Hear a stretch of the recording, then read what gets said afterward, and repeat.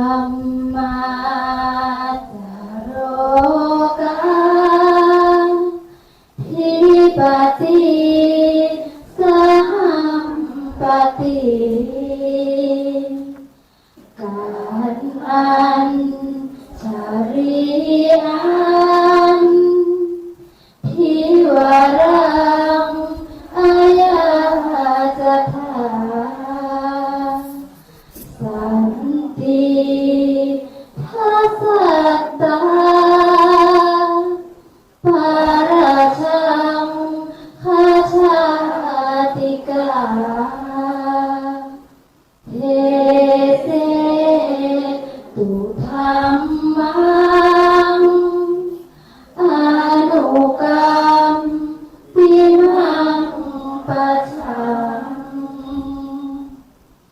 ท้าวสหัมบดีพระองค์เป็นบรมในพรหมมาทรงฤทธิ์และเดชะกว่าบริสันในหมู่พรหมน้อมหันนมัสการปฏิสถานหน้าที่สงฆ์ควรแล้วจึงบังคมธุลีบาทพระสัมมาขอพ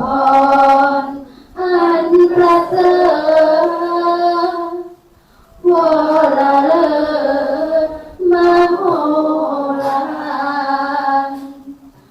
ปวงสรรค์ในสงสารกิเลสน้อยก็ยังมีขอองค์พระลมปราณสุธรรมาอันรู้ที่โปรดปรวงประชานิท่านจงโปรดแสดงธรรมกราบนิมนต์ท่านเจ้าค่ะผู้ปีชาอันเลิศล้ำโปรดแสดงพระสัทธรรมเทศนาและวาทีเพื่อให้สำเร็จผลแก่ปวงชนบรรดามีสู่สุขเกษมศรีสมดังเจตนาเถิดอาราธนังกาโลมหา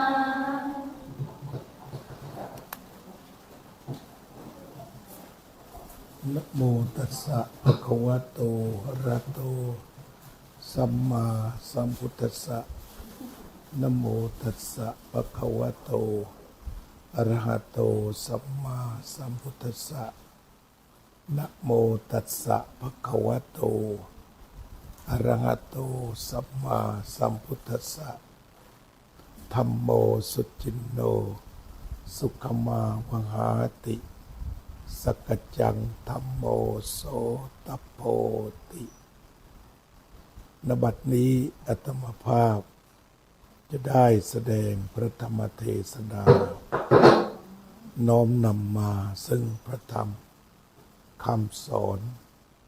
ขององค์สมเด็จพระสัมมาสัมพุทธเจ้าเพื่อให้เกิดความรู้ความเข้าใจ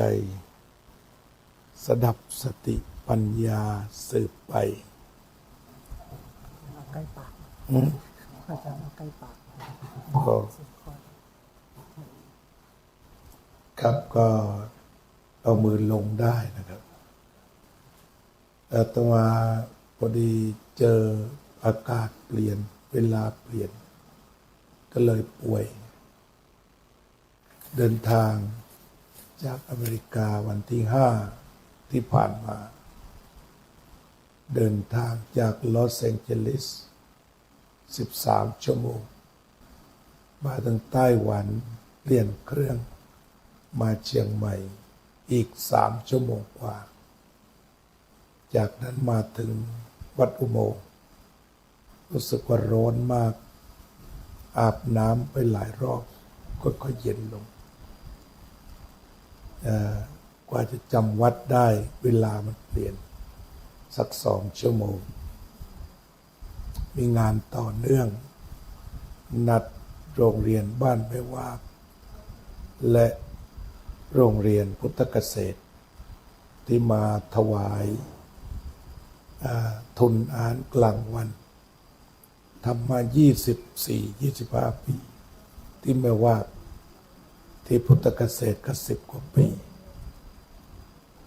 ปีนี้ก็ถวายทุนเสริมอาหารกลางวันที่แม่วาก 65,000 บาทและที่โรงเรียนพุทธเกษตร 73,000 บาทเพิ่มนะไม่ได้เป็นรายหลักแต่เห็นแล้วก็ทำด้วยศรัทธาว่าคุณครูทั้งหลายที่ไปทำหน้าที่ในโรงเรียนดังกล่าวเสียสละอย่างมากเพื่อที่จะให้ลูกหลานมนุษย์ทุกคนก็จะมามองว่าเป็นลูกมนุษย์เหมือนกันควรจะได้รับการดูแลอย่างดีและที่สำคัญก็คือการให้การศึกษาและจากนั้นเดินทางจากแม่แจ่มไปยังคุ้นยวงพบกับเด็กแจกทุนเสร็จก็เดินทางกลับแม่แจ่มก็มืดก็มีครูใจดีที่ทำงานร่วมกันชื่อครูอุทิศสมบัติซึ่งเป็นนักสิ่งแวดล้อมนักอนุรักษ์แล้วก็ได้นำมาเจอโรงเรียนที่แม่วากจึงได้ช่วยเหลือเกื้อกูลกันตลอดจากนั้นก็นอนกันแต่หัวค่ำตื่นตี 4ขับรถจากแม่แจ่มโดยเพราะอาจารย์นี่เป็นทุกอย่างหุงข้าวผัดยอดบักฟักแก้วให้เห็ดหอมแล้วก็คดเป็นอาหารพอมาถึงกลางดอย6 โมงกว่าก็ฉันอาหารกันปรากฏว่าเวลาทุกอย่างมันเปลี่ยนไปเพราะดั้งเดิมอาตมาเริ่มต้นที่วัดอุโมงค์แต่ตอนนี้ไปปรับบนโน้นมันก็ช้าหน่อยงั้นแทนที่จะมาถึงศพปราบเวลา8:30ก็เป็น10:30ที่ศพปราบก็เคยมีพระที่บวชอยู่วัดพุทธปัญญาชื่อท่านโจเรียนอยู่โรงเรียนไตรมิตรสามัคคีนั้นก็ได้เมื่อ5-6 ปีที่แล้วก็ได้คุยกับพี่สาวเขาว่าชาวไตรมิตรสามัคคีนั้นร่วมกันทอดผ้าป่าเพื่อจ้างครูให้สอนเด็ก2 คนปีหนึ่งก็120,000จะทำยังไงก็ได้ไปเรียกศิษย์เก่าอะไรมาให้ได้120,000มียาอมดีๆไหมเอามาใช้เลยถ้าเป็นยาอม ไม่มีไม่เป็นไรถ้าใครจะโชว์ยาอมก็เอามาเลยจะได้เสียงดีตรงนี้กันทีนี้ว่าได้ทราบก็เกิดศรัทธาชาวไตรมิตรสามัคคีที่ศพปราบว่าเขาร่วมมือกันดี อาตมาก็ศรัทธาตรงนั้นร่วมมือกันดีโดยเฉพาะทอดพระป่า120,000บ้านเราก็หาได้ไม่ง่ายนะฉะนั้นเพื่อรองรับภาระของชาวบ้านที่จะต้องทอดพระป่าก็เลยรับเสียเองปีละ120,000ให้ครู 5,000 ต่อเดือนก็เรียกว่า12 5 60ก็พอดีคนละ 60,000 บาทโชว์เลยใช่ไหมปอกให้ด้วยปอกให้ด้วยแล้วก็ใส่มือแล้วได้อมไปพูดไปหมายความว่าปอกยานะให้ด้วยเอาเนี่ยเอามาหลายขนาดเดี๋ยวได้รู้กันไม่ไหวจริงเสียงหมดแล้วท่านลงพูดแทนก็ไม่มีคะแนนเลยเสียงหมดก็เลยต้องบวชต่อเพราะเสียงไม่ดีทีนี้ก็มีศรัทธาในโรงเรียนสปราบก็ดูแลมาหลายปีทุกปีครูก็ถามไปว่าปีนี้จะให้ไหม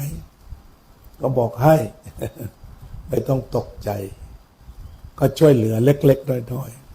ๆแต่พอเราคุยหลังไมค์กันแล้วมันมีเรื่องที่น่าเศร้าอยู่ความจริงนั้นก็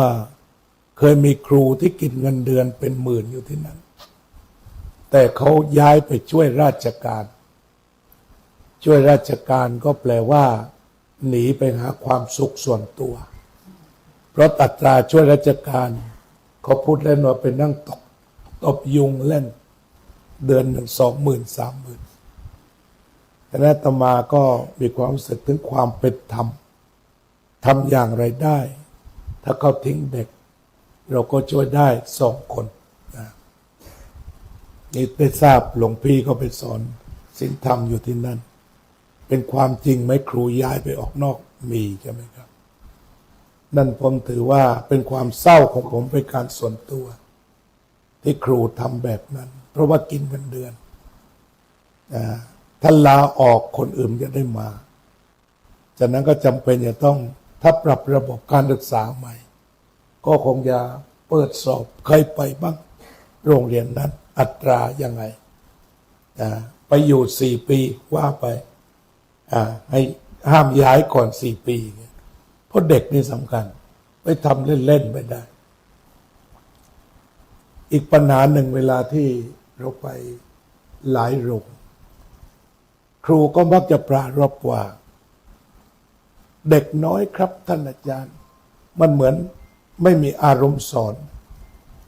เมื่อบางทีพระเทศอย่างนี้ก็เหมือนกันโยม5 คนไม่เทศแล้วไม่มีอารมณ์ร่วมก็เลยตามวัดต่างๆไม่มีเทศแต่ที่วัดอาตมาเนี่ยเทศไม่หยุด2 คนก็ฟังจริงๆงั้นนั่งเทศคนเดียวอยู่เป็นปีๆออกอากาศก็คือหน้าที่พระจะต้องทำหลวงพ่อปัญญานันทะเคยเล่าท่านไปแสดงธรรมครั้งแรกมีคนฟัง2 คน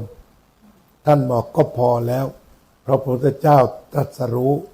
แสดงธรรมครั้งแรก5 คนท่านบรรลุสิทธิ์2 คนแต่ผมเองอาตมาได้ฟังคนเดียวก็พูดเดี๋ยวตอนนี้ไม่มีคนฟังก็พูดคือออกอากาศนั่งพูดคนเดียว กลางคืนมี3 รายการตอนนี้ถ้าเป็นรายการธรรมะตอนนี้ก็มอบให้พระที่อเมริกาแล้วธรรมทานจากวัดพุทธปัญญาเอาไว้รายการเดียวรายการธรรมะภาคภาษาอังกฤษแต่ว่า TikTok ธรรมทานNo. 2ก็ฝรั่งเข้าเยอะเขาก็ชอบเข้ามาแลกเปลี่ยนด้านคัมภีร์แลกเปลี่ยนกันเช่นเขาบอกว่าพระเจ้าในรักคุณมากนะทีนี้ผมก็เรียนคัมภีร์มาเหมือนกันพระพุทธเจ้ารักคุณมากท่านก็สอนอย่างนั้นแต่พระเยซูก็สอนว่า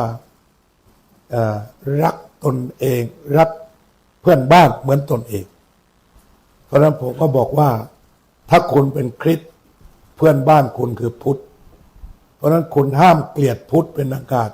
คุณเกลียดพุทธเมื่อไรคุณหมดความเป็นคริสต์เมื่อนั้นเพราะพระเยซูสอนว่ารักเพื่อนบ้านเหมือนตัวเองเพราะนั้นมาวัดจะบอกว่าดิฉันเป็นคริสต์ไม่เข้าไปไม่ได้ผิดคัมภีร์ท่านหลวงพี่เจอต้องบอกอย่างนี้โยมต้องเข้ามาไม่นั้นพระเยซูเอาโยมแน่ เพราะว่าต้องรักเพื่อนบ้านนี่คือศาสนาสัมพันธ์เพราะฉะนั้นพระเจ้าให้ความรักแล้วเราก็ต้องมารักเพื่อนบ้านเราสุดท้ายโลกก็เกิดสันติ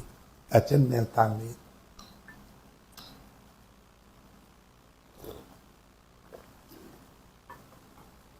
ทีนี้การ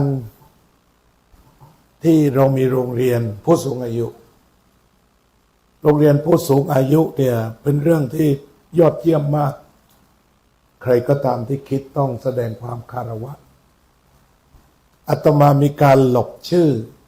มีแห่งหนึ่งที่เขาตั้งเมื่อ2 ปีที่แล้วที่จังหวัดพังงาบอกว่าจะทำโรงเรียนผู้สูงอายุอาจารย์ตั้งชื่อให้หน่อยผมก็เลยตั้งชื่อว่าโรงเรียนรัตตัญญูเพราะบางทีเรียกผู้สูงอายุมันเข้าใจง่ายและบางคนก็ชอบทำห่อเหี่ยวคิดว่าแก่ใช่ไหมก็เลยใช้คำว่าโรงเรียนรัตตัญญูหลวงพ่อฟังแล้วเข้าท่าดีนะครับมันแปลยากเพราะ ก็คือแปลว่าผู้เฒ่านั่นเองเพราะว่าพระอัญญาโกณฑัญญะได้รับการยกย่องว่าเป็นรัตตัญญูผู้รู้ราตรีนานราตรีก็กลางคืนดังนั้นผู้สูงอายุเนี่ยย่อมรู้จักราตรีมากกว่าคนอายุยังไม่สูงคือนับคืนได้เยอะกว่าผู้รู้ราตรีนานที่ผมเองในชีวิตแต่ว่าจบชั้นป .7 ได้บวชเป็นเณรเรียนบาลีสอบได้ปท.4 แล้วก็สอบครูพกสพมได้เรียนครุศาสตร์จบพทบแล้วก็ไปเรียนประเทศอินเดียก็จบมาสเตอร์ดีกรีทาง political science หรือรัฐศาสตร์การเมืองการปกครองอันเป็นองค์แรกทีเดียวจบปริญญาเอกก็การเมืองการปกครองตอนอายุ28 ปีก็มีหลายหน่วยงานชวนออกไปรับราชการบ้างออกไปเป็นครูบาอาจารย์เป็นนายพันบ้างอะไรบ้างก็หลายอย่าง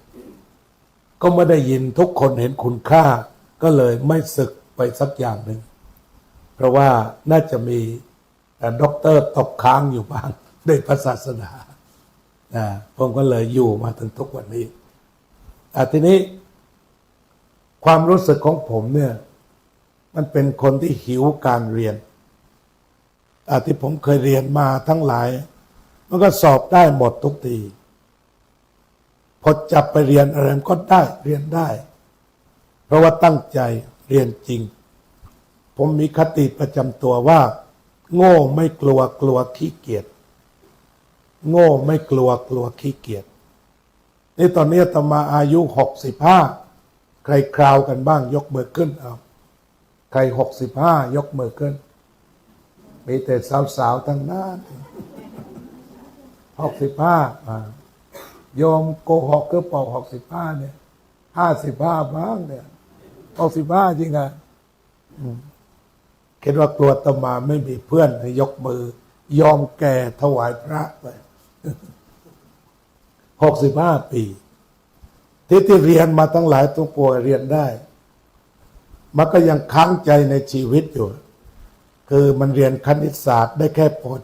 .7 นอกกันมันไม่ได้เรียนถึงเป็นด็อกเตอร์ก็ไม่มีความรู้คณิตศาสตร์ถึงมัธยมก็เลยพอมาปีเข้า65เนี่ยก็กลับไปเรียนหนังสือโดยเรียนมา2 ปีแล้วว่างๆก็ไปลงออนไลน์นี้มีทั้งเด็กทั้งผู้ใหญ่เรียนทั้งหมด14 ล้านคนผมก็เป็น1 ใน 14 ล้านแล้วก็ลองเข้าไปเรียนคณิตศาสตร์เขาดูเริ่มตั้งแต่ป .3 เพราะมันทิ้งมานาน เริ่มที่ป .3 ประถมปีที่ 3 แล้วก็ทำข้อสอบเรื่อยไปทางโปรแกรมนั้นเขาก็ดี เราทำได้เท่าไหร่เขาบอกหมดผมทำข้อสอบได้ 15,000 ข้อแต่ทำข้อสอบคณิตศาสตร์นะแต่ทางออนไลน์ 15,000 ข้ออยู่มาวันหนึ่งผมก็ตอนเดือนกุมภาที่ผ่านมาผมก็เข้าไปเยี่ยมโรงเรียนเก่าที่ผมจากไป10 ปีเพราะไปงานเผยแผ่ศาสนายุ่งพอแก่งานเริ่มเบากลับไปที่โรงเรียนที่อเมริกาไปเมื่อไหร่ก็ได้เราทิ้งมา10 ปีแล้วกลับไปทีนี้พอกลับไปนี่เราอยากรู้ว่าเราอยู่ชั้นไหนเขาเรียกว่า placement test ไปทดสอบเพื่อที่จะวางไว้ในชั้นไหนนี่เรียกว่าเสรีภาพทางการศึกษาก็กลับไปพอลองสอบดู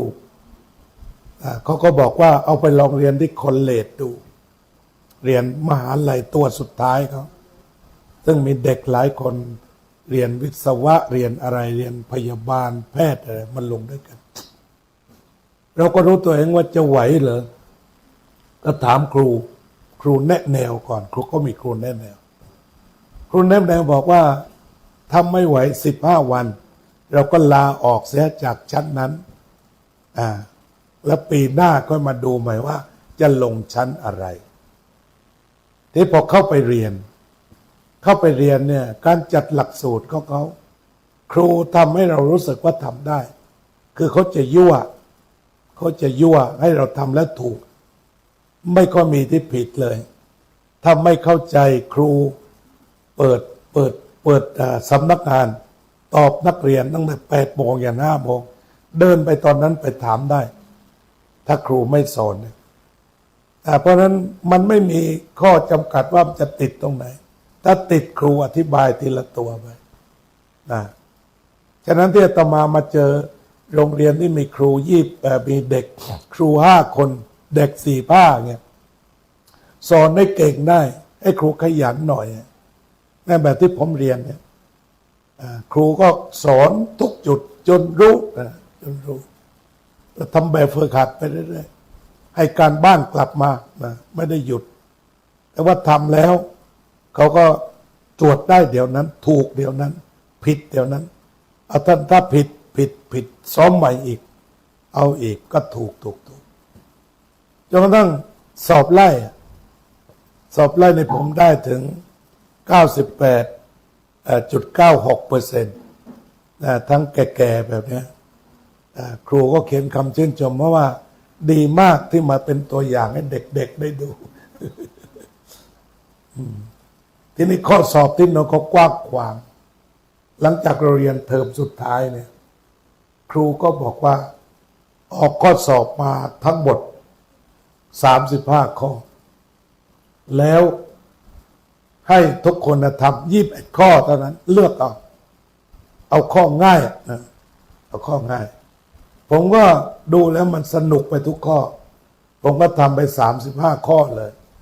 แล้วบอกครูว่าให้เลือกเอาข้อที่ถูก ข้อผิดก็ตัดทิ้งไปใช่ไหม21 ข้อนะผมก็ได้200 คะแนนเต็ม อันนี้ก็เล่าว่าเป็นผู้สูงอายุแล้วก็ยังรักเรียนทีนี้วิชาที่เราจะเรียนก็คือแบบอาตมาเนี่ยค้างใจมา50 ปีไม่ได้เรียนคณิตศาสตร์บวกลบคูณหารอะไรต่างๆภาษาพีจะอะไรเนี่ยสมการพวกนี้ค้างใจมา50 ปีก็ได้เคลียร์ปมใจไปแก้ปมใจไปจบกันตายนอนตาหลับแล้ว เกิดชาติหน้าอาจจะเป็นครูคณิตศาสตร์ได้ แล้วคิดเล่นๆเรียนคณิตศาสตร์ไว้เนี่ยเผื่อต่อไปกลับจากอเมริกามาอยู่ไทยแบบถาวรเพื่อโรงเรียนไหนครูขาดจะไปสมัครสอนให้ฟรีไม่คิดเงินถ้ามีตังค์ในย่ามจะเลี้ยงอีกเนี่ยสอน ก็คิดเอาไว้เพราะเรามีโรงเรียนปริยัติธรรมเยอะที่จำเป็นจะต้องไปจ้างครูมาสอนพิเศษฉะนั้นถ้าเราสอนได้ ก็จะช่วยได้ สมัยที่ผมเลิกเรียนรัฐศาสตร์ซึ่งเป็นพระองค์แรกของเมืองไทยเนี่ยหลายคนก็ถามว่าเรียนไปทำไมการเรียนของผมคือกตัญญูกตเวทีต่อสถาบันคือผมเรียนมจรตอนนั้นเนี่ยครูเกษียณอายุทั้งหลายที่มาสอนก็ให้ชั่วโมงละ50 บาทครับปี2523-24เนี่ยชั่วโมงละ50 บาทแล้วก็แต่ว่าถ้าจ้างอาจารย์ธรรมศาสตร์มาสอนวิชารัฐศาสตร์เนี่ยเขาต้องจ่ายชั่วโมงละ500 บาทนะซึ่งแพงกว่าฉะนั้นก็เลยอาตมาก็ตั้งใจว่าถ้าเรียนจบรัฐศาสตร์ก็จะได้ตอบแทนบุญคุณมหาวิทยาลัยแม่นะก็จบมาก็สอนอยู่ปี 2 ปีรัฐศาสตร์ทุกตัวรับสอนหมดเลยที่เขาไม่ต้องจ้างแต่พอดีเป็นคนที่ชอบเดินทางก็เลยออกจากมจร.กรุงเทพก็มาตั้งคณะสังคมศาสตร์อยู่ที่มจร.เวชเขตเชียงใหม่เนี่ยตอนนั้นก็มีได้ทำงานในประวัติศาสตร์การทำงานเพราะฉะนั้นผมเองก็เรียกว่าพอแก่เราก็ได้คลายปมไปว่าเราได้ศึกษาเล่าเรียนแล้วทีนี้อะไรที่ทำให้เราชอบเรียนตรงนี้คือจะต้องไปมองดูว่าครับคือเราจะต้องไปมองดูว่าเราชอบอะไรทีนี้หลักสูตรที่เราเรียกว่าก้าวหน้าก็เหมือนพี่น้องทั้งหลายเนี่ยจะต้องตั้งหลักสูตรกันเองของวิชาผู้สูงอายุซึ่งการเรียนของโรงเรียนผู้สูงอายุนั้นผมก็ไม่ทราบว่าเขาจัดยังไงน่าจะจัดดีแน่นอนยอมรับเนี่ยแต่ว่าขอแสดงความเห็นว่าถ้าต่างก็ถือว่าแปลกถ้าไม่ต่างก็เหมือนเดิมถือว่าอย่างนั้นที่ต่างก็คือหมายความว่าท่านผู้สูงอายุทุกคนอาจจะชอบไม่เหมือนกันแต่อาจจะชอบไม่เหมือนกันบางคนชอบเย็บปักถักร้อยบางคนชอบจักสารบางคนชอบการเกษตรบางคนชอบทำปุ๋ยบางคนชอบด้านชีวภาพต่างๆไม่เหมือนกันทีนี้ในสังคมที่ไม่เหมือนกันนี้มันมีคนเก่งที่เก่งมาแล้วเหมือนกันมีประสบการณ์มาแล้วเหมือนกันที่ไม่เหมือนกันฉะนั้นก็ข้อเสนอคือว่าช่วยกันสอนใครเก่งเรื่องนี้คนนี้ไม่เป็นก็ช่วยกันอันนี้เรียกว่าหลักสูตรควายหลักสูตรควายเหมือนสวควายเป็นต้นเนี่ยแต่ว่าปวดหัวเอาหลักสูตรควายดีกว่าไม่ปวดหัวงั้นหลักสูตรควายก็หมายความว่าใครรู้อะไรก็พามาแบ่งปันกันก็นั่งตกลงว่าคนทำหลักสูตรก็คือนักเรียนทุกคน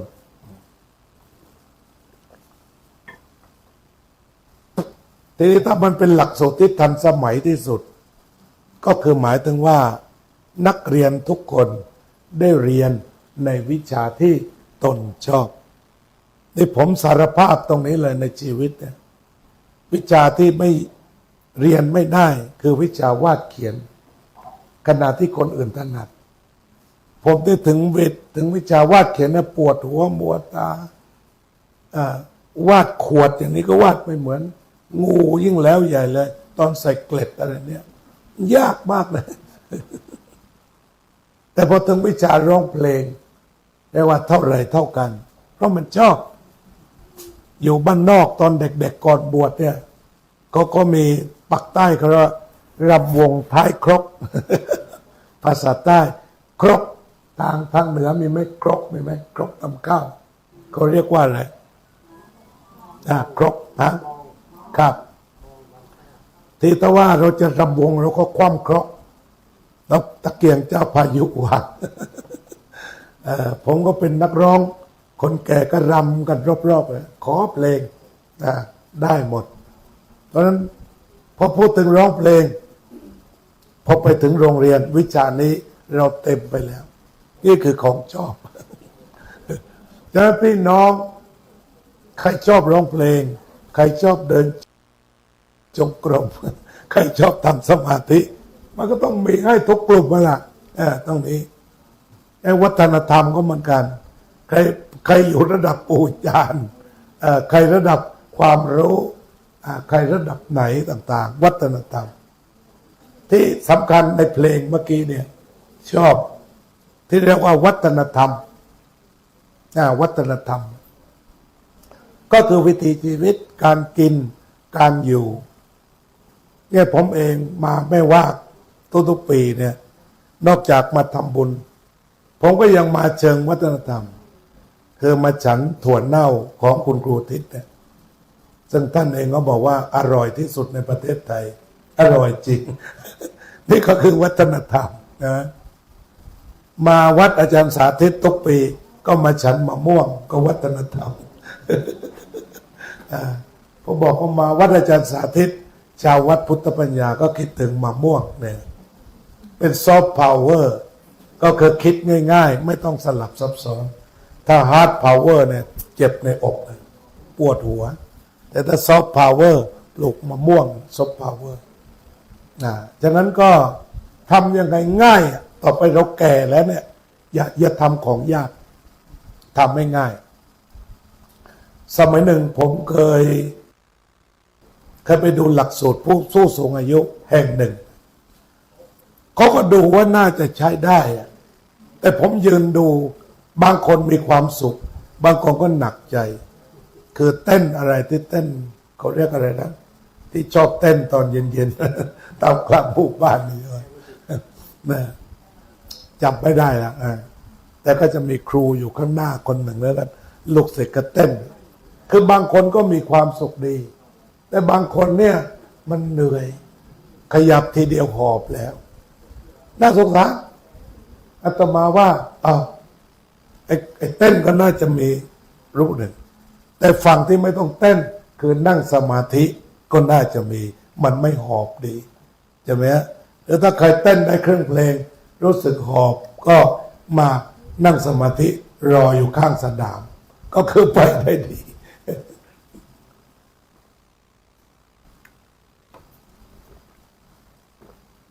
นี่ก็คือพูดถึงเรื่องหลักสูตรก็คือเอาสิ่งที่ชอบแล้วสนุกแล้วก็เป็นสุขคือบางคนคิดว่าอยากจะเรียนเรื่องนี้ถ้าได้เรียนเรื่องนี้แล้วจะมีความสุขเพราะฉะนั้นการเปิดแต่ละครั้งเราก็ต้องอยู่บ้านบอกว่าเราอยากเรียนอะไรมีให้เรียนไหมถ้าอยากเรียนแล้วก็มีให้เรียนเราก็ทำอันนี้เรื่องการศึกษาฉะนั้นการศึกษาที่ดีที่สุดที่เขากล่าวกันในโลกนี้คือการศึกษาที่ผู้เรียนมีส่วนร่วมในการวางหลักสูตรแล้วก็วางเนื้อหาว่าจะเรียนอะไร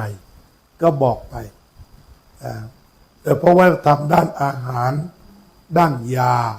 ซึ่งเกี่ยวกับชีวิตพวกนี้และอาจจะไม่ชอบแต่ถ้ามันมีวิชาร่วมได้เช่นวิชาสมาธิเบื้องต้นเช่นเราทำสมาธิเบื้องต้นซึ่งชาวพุทธควรจะทำเป็นง่ายนิดเดียวคือหายใจเข้าแล้วก็หายใจออกแล้วก็ใส่ตัวรู้เพราะนั้นไม่ต้องเรียนมากนะหายใจเข้าหายใจออกรู้ทุกคนจำได้เลยใช่ไหมแค่นั้นไม่ต้องเชื่อมจิตไม่ต้องทำอะไรทั้งนั้นเอาแค่นั้นเพราะว่าทุกคนรู้หายใจเข้าหายใจออกรู้หายใจเข้ายาวหายใจสั้นยาวรู้หายใจเข้าสั้นหายใจออกสั้นรู้ก็เหลือรู้หายใจ3ตัวตรงนี้ถ้าเป็นวิชารวมได้เป็นวิชาร่วมหลักสูตรร่วมได้ก็จะดีอันนี้ก็คือสิ่งที่นำมาแบ่งสรรปันส่วนก่อนจบในฐานะเชิงวัฒนธรรมที่เรามีความใกล้ชิดสนิทสนมก็จะคุยเรื่องที่ทุกคนทราบได้ คือเรื่องการเผยแผ่เรื่องเผยแผ่ศาสนาของประสงค์วิธีการเผยแผ่สรุปปัจจุบันนี้มี4 อย่างที่ 1ก็คือการแสดงพระธรรมเทศนาซึ่งมีมายาวนานและมันมีวัฒนธรรมที่แตกออกไปเช่นมีธรรมาสที่สวยมากแล้วแต่ละจังหวัดจะมีธรรมาสเป็นเอกลักษณ์ของตนเองอันนี้เราเรียกว่าแสดงพระธรรมเทศนาองค์ประกอบก็ต้องมีธรรมาสสวยไม่สวยเครื่องหนึ่งเอาโต๊ะมาปูผ้าขาวม้าก็ได้ตอนผมเทศครั้งแรกปี2516ขึ้นธรรมาสโยมหาธรรมาสไม่ได้ก็เลยทางใต้เขาจะมีผ้าขาวม้าคาดผูกไงเวลาไปไหนฉันบอกเอาเสื้อปูแล้วก็ผ้าขาวม้าวางอาสนะก็ไม่มี ก็เทศครับวันนั้นเทศเรื่องพระคุณแม่กับอายุ14 ปีนะครับพอเทศเสร็จเรียกว่าไม่ทราบเป็นไงก็ร้องไห้กันครึ่งศาลาเจ้าของผ้าขาวม้ายืนถามขึ้นว่าเรามีเนรที่เทศได้ขนาดนี้จะให้ไปเทศบนผ้าขาวม้าอีกกี่ปีแค่นั้นเองครับผ่านไป1 ชั่วโมงบริจาค 2,700 บาทซื้อธรรมะจริงๆได้1 ตัว นั่นหมายความว่าการแสดงธรรมโดยทั่วไปต้องมีธรรมาสมีการอาราธนาแล้วก็มีการพระก็ต้องตั้งนะโมและในความจริงก็คือจะต้องแสดงธรรมให้เป็นวรรคเป็นตอนวันนี้อาตมาก็ผ่าไฟแดงระบบเทศนิดหนึ่งเพราะธรรมดาพอโยมรัตนาปั๊บเนี่ยอาตมาจะต้องอยู่ในท่านี้เสมอจนจบแต่วันนี้ก็รู้สึกว่าจะปรับนิดหน่อยเพราะว่ามีหลายแห่งเคยนิมนต์ไปพอแสดงพระธรรมเทศนาอาตมาก็พูดด้วยความระมัดระวังมีแต่ธรรมะล้วนๆจนจบผู้นิมนต์บอกว่าไม่ใช่น่าจะเป็นแบบอื่นคือออกนอกเรื่องไม่ได้เหล่านี้เพราะฉะนั้นก็ถ้ามันเป็นพระธรรมเทศนาพระก็จะอยู่ในกรอบเรื่องนั้นจนจบ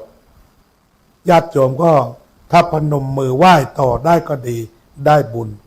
พระนี่จะต้องมือไม่ตกต้องไหว้ตลอดเวลาถ้าอยู่บนธรรมาสด้วยความเคารพเนี่ยอันนี้วิธีที่ 1ต่อมาคนที่ปฏิรูปคนแรกของประเทศไทยคือหลวงพ่อปัญญานันทะที่ท่านล่วงลับไปแล้วท่านบอกว่าพระธรรมเทศนาแบบเดิมมันมีกรอบฉะนั้นท่านจึงยืนพูดฉะนั้นถ้าไปอ่านประวัติศาสตร์ปี2492หลวงพ่อปัญญานันทะมายืนพูดอยู่ที่กลางเมืองปัจจุบันนี้เขาเรียกอะไรตรงนั้นมันศาลาใหญ่ๆครั้งแรกก็300 คนศาลาใบตองตึงที่หลังพูดจนโรงหนังเนี่ยต้องขอเจรจาท่านเทศเช้าแล้วต้องไปเทศบ่ายในโรงหนังอีก2 โรงคนฟังจริงๆเพราะว่ายืนแสดงเรื่องปาฐกถาธรรมการแสดงปาฐกถาธรรมนั้นแปลกไปจากเทศตรงที่ไม่ต้องอาราธนาอาจจะแนะนำคนนั้นหน่อยว่าหลวงพ่อปัญญานันทะมาจากวัดชลประทานรังสฤษฎ์อำเภอปากเกร็ดนนทบุรีกราบอาราธนาครับท่านก็พูดได้เลยคือพูดได้ทุกเรื่องมีธรรมะผสมผสานอันนี้ว่าปาฐกถาธรรมะฉะนั้นถ้าท่านเคยฟังเทศหลวงพ่อปัญญานันทะก็จะได้ยินว่าวันนี้ตอนเช้าฝนตกเล็กน้อยพอตอนบ่ายอากาศอบอุ่นขึ้นเรื่องธรรมดาเป็นอนิจจังทุกขังอนัตตาแม้แต่เรื่องของดินฟ้าอากาศอะไรตำนองเนี้ยหลวงพ่อจะไปแบบนั้นไปเรื่อยพอเจอเหตุการณ์อะไรท่านก็จะพูดไป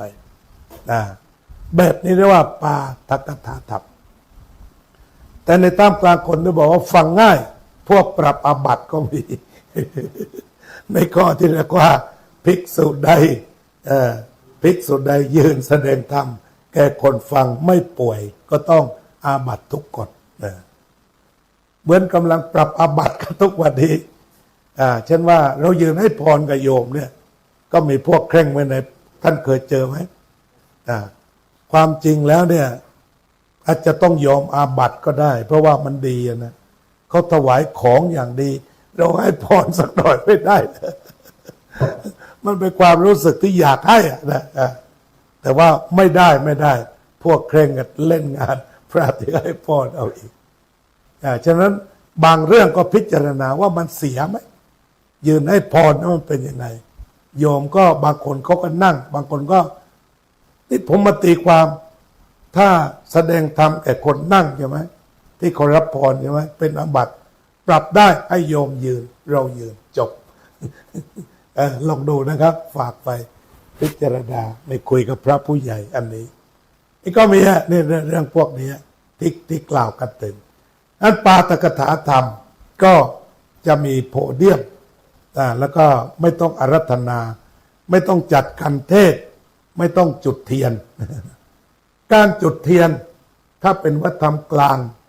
เขาก็บอกว่าจุดเพื่อนิมนต์พระขึ้นธรรมะท่านนักเทศเอกหมายความว่าจุดเทียนปั๊บไม่ต้องนิมนต์ท่านขึ้นนั่นเองเพราะว่าจุดเทียนหน้าธรรมะบูชาธรรมขึ้นเองอันนี้เป็นสัญญาณอันนี้ก็เป็นเกล็ดด้านวัฒนธรรมแลกเปลี่ยนไม่แลกเปลี่ยนกันทีนี้ต่อมาอีกอันหนึ่งคือการบรรยายธรรมการบรรยายธรรมการบรรยายธรรมก็คือหลวงพ่อประยุทธ์โตหรือสมเด็จพระพุทธโฆษาจารย์เป็นต้นแบบกล่าวคือเวลาท่านบรรยายนั้นใช้เวลานานเช่นบรรยายเรื่องพุทธศาสนากับวิทยาศาสตร์ที่มช7 ชั่วโมง ผมก็ไปครบทั้ง7แต่ว่าหายไปเกินครึ่งนะ7 ชั่วโมงการบรรยายก็เหมาะสำหรับเรื่องที่น่าสนใจแล้วเราก็พูดไปว่าจะเป็นอย่างไรแล้วก็ต่อมาก็คือการสนทนาเดี๋ยวนี้ก็มีเยอะพระนั่งบนเก้าอี้อะไรก็ได้โยมก็อาจจะนั่งสมัยผมออกทวายไลฟ์โชว์เนี่ยมันนานแล้วเหมือนกันรู้สึกจะเป็น2538อะไรได้เคยออกทวายไลฟ์โชว์แบบนั้นก็เป็นบทสนทนาคุณไตรภพนั่งอยู่ข้างล่างแล้วก็คุยกับเราอย่างนี้ก็4 แบบในฐานะเป็นวัฒนธรรมที่แลกเปลี่ยนกันเพราะฉะนั้นก็นึกไม่ออกแล้วว่าจะพูดอะไรอีกอะไรสุกๆนะที่ท่านตั้งชื่อไปผมก็จำชื่อเรื่องไม่ได้นั่นแหละนี่มาเทศยังไม่รู้เรื่องหัวข้อเลยจำไม่ได้อะไรอย่างมีคุณค่าในตีอายุยังมีคุณค่าครับสูงอายุอย่างมีคุณค่าชราอย่างมีความสุขในความเป็นจริงแล้วคุณค่านี่มันมีอยู่ตลอดถ้าเราจะเอาค่าแบบชาวพุทธในพุทธภาษิตในบทที่ว่าบุคคลใดก็ตามเกิดมา100 ปีแต่ไม่เคยสงบเลยคนนั้นสู้คนที่เกิดมาขณะเดียวแล้วสงบไม่ได้ฉะนั้นเราจับค่าแบบพุทธก็คือได้สงบได้สงบทำไมความสงบจึงสำคัญเพราะเมื่อเราสงบกินข้าวก็อร่อยขับรถก็สบายนอนก็หลับแต่ถ้าวันที่จิตไม่สงบกินข้าวก็กลืนไม่ลงไม่สงบแล้วไม่รู้ว่าวิตกกังวลยังไงนอนก็ไม่หลับที่เขาแซวว่ามือก่ายหน้าผากแล้วเท้าก่ายก็ยังไม่หลับนั่นคือวันที่ไม่สงบฉะนั้นคุณค่าที่ท่านอาจารย์ตั้งผมคิดว่าความสงบสำคัญนัตถิสันติปรังสุขขังสุขอื่นยิ่งกว่าความสงบไม่มีนั้นผู้สูงอายุอย่างมีคุณค่าก็ต้องมีความสงบที่ความสงบมันก็จะไปเป็นสุขแท้มันก็อยู่ที่ใจก็สุขไปเป็นบางขณะ ทีนี้ถ้าเราจะใช้หลักธรรมว่าเราจะมีความสุขอย่างไร ก็ใช้หลักธรรมพุทธเจ้า4ประการนะสังฆาวัตถุกล่าวคือหนึ่งให้เงินให้ทองให้สิ่งของให้ผลไม้แบ่งปันประการที่สองพูดจากันด้วยความดีคือทำตรงไหนก็ดีการแบ่งปันการดูแลความห่วงใยซึ่งกันและกันความห่วงใยซึ่งกันและกันก็จะเล่านิทานที่เขาเล่าในเฟซให้ฟังว่าไอ้การที่เราพูดให้คนอื่นได้สบายใจไม่ต้องกลัวนั่นเป็นสุขชนิดหนึ่งแต่ไม่ได้ยุให้ปฏิบัติตามนิทานเรื่องนี้เขาก็บอกว่าในประเทศสหรัฐอเมริกามีภรรยาสามีคู่หนึ่งฝ่ายภรรยานั้นชอบไปโบสถ์เรียกว่าไปเป็นแม่ออกของโบสถ์เลยมีงานอะไรจัดดอกไม้ทำโน้นทำนี้เป็นที่โปรดปรานของท่านอนุศาสนาจารย์หรือพาสเตอร์ก็ไปทำงานอยู่ชวนสามียังไงก็ไม่ไปวัดหน่อยไม่ไปยังไงก็ไม่ไปวันนั้นลงตัวแฟนลงปฏิลงไปโบสถ์จนได้พอไปโบสถ์แล้วก็ปรากฏว่าเขาก็เริ่มที่จะสวดคัมภีร์กันเริ่มที่จะสวดคัมภีร์ทีนี้โยมคนนี้ก็ไปครั้งแรกนะเงอะงะโทรศัพท์ก็ดังเลยเกรงกันนะทุกสายตาหยุดอ่านคัมภีร์หันมาดูคนนี้เหมือนจะทำโทษแต่พอสายตาสุดท้ายสายตาเมียนี่น่ากลัวกว่าสายตาอื่นๆที่หันมาดูเนี่ยเหตุการณ์ผ่านไปอาจารย์เหมือนเจ้าวาดขอพบตัวแล้วก็ด่าเป็นการส่วนตัวบอกว่าไม่รู้จักตามเมียไม่รู้จักทำตามเมียมานานเท่าไหร่นี่ไงทำอะไรเงอะงะเสร็จหลุดจากห้องเจ้าวาดได้เหมือนออกจากนรกเลยหายใจยาวแล้วคิดว่าคนสุดท้ายที่พึ่งได้เมียคงเข้าใจพอเข้ารถตอนนั้นเองเมียปล่อยเยอะกว่าท่านเจ้าวาดเป็น2 เท่าเมียทำให้เมียอายด้วยนะโอ้โหเกือบจะโดดรถหนีกลุ้มใจมากเจอทั้งหลวงพ่อเจ้าวาดทั้งเมียด่าเนี่ยกลุ้มใจเลยวันนั้นเอาละวะไปนั่งในบาร์ดีกว่า ไม่เคยไปเหมือนกันก็ไปนั่งในบาร์ก็เงอะเหมือนเดิมไปถึงก็เขารินแก้วให้ยังเหม่อลอยเห็นหน้าเมียลอยมาปัดแก้วตกตุ้มลงไปแตกเลยโอ้โหสั่นแล้วกลัวจะโดนเหยียบแน่เพราะข้างๆลายสักทั้งนั้นเลยก็สั่นอยู่กับที่เดี๋ยวไอ้คนอยู่ข้างๆไม่เป็นไรนะพี่เดี๋ยวผมจะเก็บให้นะเขายังชั่วถ้าไอ้สักยันทนนี้มันพูดดีปลอดไปเก็บแก้วเสร็จผู้จัดการบาร์เดินมาถึงพี่นะไม่เป็นไรแก้วที่หลุดลงไปเนี่ยเราไม่คิดเงินพี่กินสบายนะครับแล้วทุกคนก็ช่วยกันเก็บแก้วไม่เหลือแล้วก็สุดท้ายเช็คบิลก็คือมื้อนี้ให้ฟรีรับขวัญพี่อาจารย์ตัดสินดูสิว่าแกจะไปไหนต่อเนี่ย นิทานก็จบแค่นี้เพราะฉะนั้นบางทีเขาบอกไปวัดมันไม่ได้ปลอดภัยนะเผื่อบางวัดมีเจ้าแม่เนี่ยใช่ไหมฮะดังนั้นเราก็ต้องในฐานะเป็นคนวัดส่วนใหญ่เนี่ยเหยียบวัดมาแล้วทำยังไงเขารู้สึกสบายใจโปร่งถ้าบอกก็ค่อยบอกอย่าดุแรงอย่างไม่โยมคนหนึ่งเนี่ยเคยตุ้มเทให้วัดหนึ่งมาตลอดชีวิตเรียกว่าหลายตังค์เป็นแสนแต่แกก็มาให้ทานอย่างเดียวจริงที่เจ้าวาดแกก็นึกเคืองในอยู่เหมือนกันเวลาเทศไอ้ตานี้ไปกวาดขยะซะทุกทีไปเก็บขยะไปแล้ว คือมันเป็นประโยชน์อะไม่ผิดอะแต่ไม่ฟังเทศน์ก็สุดท้ายอยู่มาวันหนึ่งคราวซวยก็เกิดขึ้นเขาก็บอกอ๋ออันนี้มาวัดนานวันนี้ถวายสังฆทานช่วยพาไปหน่อยเจ้าวาดนั่งยิ้มเลยมึงมาวัดนานวันนี้คงจะได้มาถึงรับศีลบ้างได้เรื่อง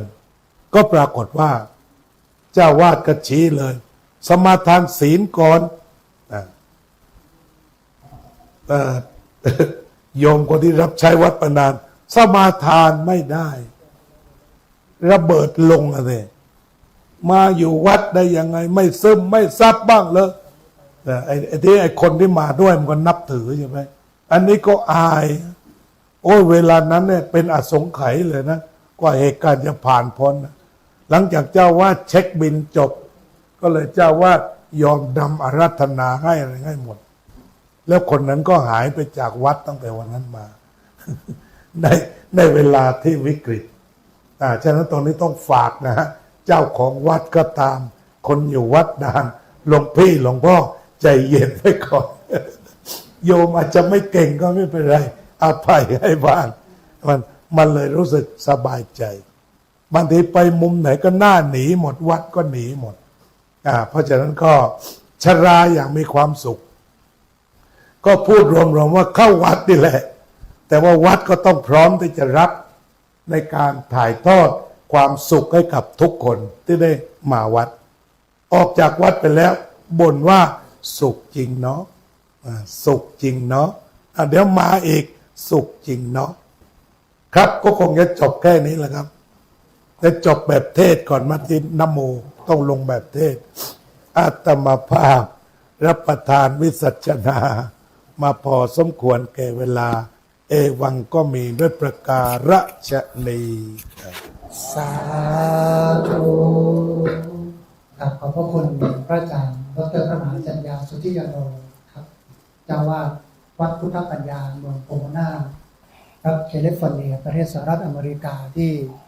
ผมพ่อได้มาประเทศไทยแล้วก็มีโอกาสได้มาเยี่ยมเยือนแสดงพระธรรมเทศนาเรื่องสูงอายุอย่างมีคุณค่าจะลายอย่างมีความสุขพระอาจารย์สรุปว่าเราจะมีความสุขได้ก็ต้องเข้าวัดแต่วัดก็ต้องปรับให้เข้ากับโยม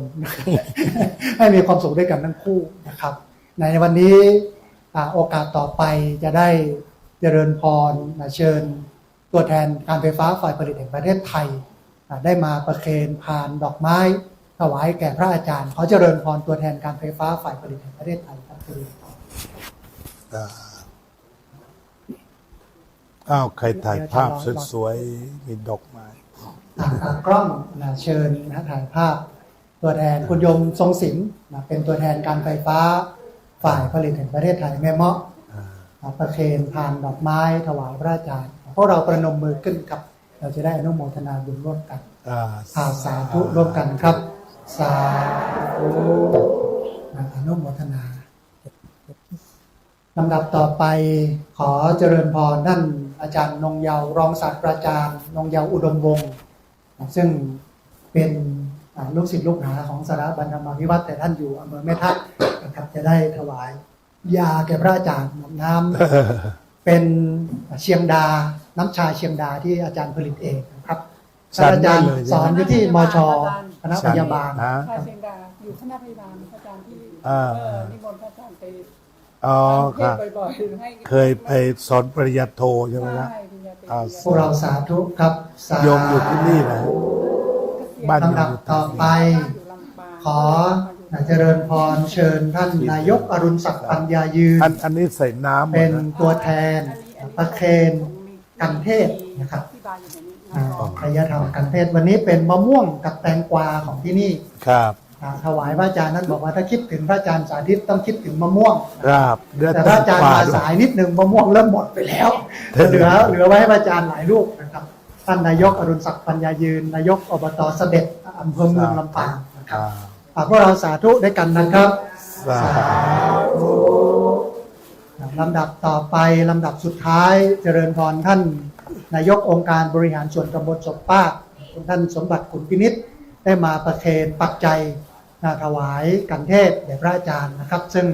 เป็นปัจจัยที่นักเรียนได้สมทบทุน ร่วมกันทำบุญให้กับพระอาจารย์ เพื่อเอาไว้ใช้ในกิจการของพระศาสนานะครับ ในวันนี้เราไม่ได้รับชมรับฟังกันที่นี่ที่เดียวนะฮะเพจของสถาบันธรรมาภิวัตน์ได้ถ่ายทอดวันนี้ด้วยนะครับไปทั่วโลกนะตอนนี้ผู้ดูก็หลายพันคนนะครับพวกเราประนมมือขึ้นครับเราสาธุกับท่านนายก ฉันยาก่อนมดฉัน สา สา ธุ ธุ ครับอนุโมทนาบุญ ให้ กับ พ พระ ร อาจารย์ลำดับต่อไป อ่า จะได้รับพรจากพระอาจารย์ที่พระอาจารย์มีเมตตานะครับมาพบกับพวกเราในวันนี้ขอกราบนิมนต์พระอาจารย์ครับ สัพพะโรควินิมุตโตสัพพสันตาปวัจจิตโตสัพพเวรมติกันโตนิพพุตโตจตุวังภวะสัพพีติโยวิวัชชันตุสัพพะโรโควินัสสตุมาเตภวัตวันตรายโยสุขีทีคายุโกภวะอภิวาทนะสีลิสสะนิจจังวุตาปจายิโนจัตตารโอธรรมาวัฏันติอายุวันโนสุขังพระลังโดยอำนาจที่ญาติโยมทั้งหลายได้ปฏิบัติดีปฏิบัติชอบจงพ้นทุกข์พ้นโศกพ้นโรคภัยกระทำการใดๆสำเร็จผลมีความสุขท่ามกลางญาติและฝูงชนไม่ยากจนมีทรัพย์พอก่อสุขเอ่ย สาธุลำดับต่อไป เดี๋ยวจะได้มอบปัจจัยบำรุงสถาบันด้วย อาจารย์จะได้มอบปัจจัยนะครับ ครับ บำรุงสถาบัน อ้าวเพิ่มอีก 2,000 บาทนะในนี้กันเทศยกให้หมดกับเพิ่มอีก 2,000 ขอบบ า พ ท ระคุณพระอาจารย์พระอาจารย์ถวาย ค่าที่โยมมาฟังเทศให้ 2,000 วัน ค นี้ รับถวายเทศแล้วก็ถวาย เอามารับด้วย 2,000นะครับขอบพระคุณพระอาจารย์นะครับ ให้ค่าอุปถัมภ์รายการ 2,000 บาท ลำดับต่อไปขอกราบนิมนต์พระอาจารย์ได้นำไหว้พระครับกราบนิมนต์ครับพระอาจารย์ อรหังสัมมาสัมพุทโธภควาพุทธังภควันตังอภิวาเทมิสวากขาโตภควตาธัมโมธัมมังนามัสสามิสุปฏิปันโนภควโตสาวกสังโฆสังฆังนะมามิ สาธุกราบขอบพระคุณพระอาจารย์เป็นอย่างสูงแล้วก็ขอเจริญพรอนุโมทนาบุญกับหัวหน้าส่วนราชการท่านประธานชุมชนการไฟฟ้าท่านนายกทั้งสองตำบลแล้วก็ญาติโยมที่มาร่วมทำบุญกันในวันนี้นะครับแล้วก็ถ้าเป็นผู้สูงอายุทุกท่านนะครับเดี๋ยวเราจะได้ปิดการเรียนถึง3 โมงปกติที่นี่จะเรียน9 โมงจนถึง3 โมงเย็นนะครับแต่วันนี้พิเศษอาจารย์ท่านเมื่อคืนท่านอยู่ที่แม่จักเมื่อวานท่านอยู่แม่ฮ่องสอนนะครับเดินทางมาที่เราวันนี้มาที่ลำปางเมื่อเช้าไปที่สกลนครแล้วก็มาที่นี่สายนิดหนึ่งมันบอกว่าฝนตกด้วยนะครับลำดับต่อไปเดี๋ยวเราจะได้แยกย้ายกันไปพักผ่อนทำภารกิจส่วนตัวแล้วก็น้อมนำเอาคำสอนที่ว่าจะให้เป็นให้เอาไปปฏิบัติใช้เมื่อกี้ท่านอาจารย์รองศาสตราจารย์ดร.ดำรงอุดมวงศ์ท่านก็มาทักพระอาจารย์ว่าสมัยที่ท่านสอนอยู่ที่ เอาไปเลยเอาไปเลยเอายามาเลยเอาไปขึ้นรถเลย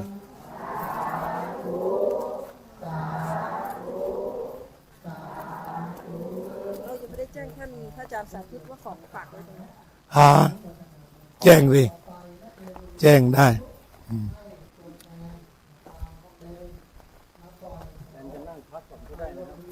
เดี๋ยวไปห้องน้ำแล้วก็แล้วโยมสดชื่นหรือยังสบายแล้วครับสบายนะอ้าวนั่งสักนิดหนึงนะไปห้องน้ำก่อนโยมสดชื่นพร้อมจะกลับแล้วก็เอาสะดวกถ้าอาจารย์ว่า อาจารย์สะดวกเพราะไม่ได้ขับเองเอานั่งสักนิด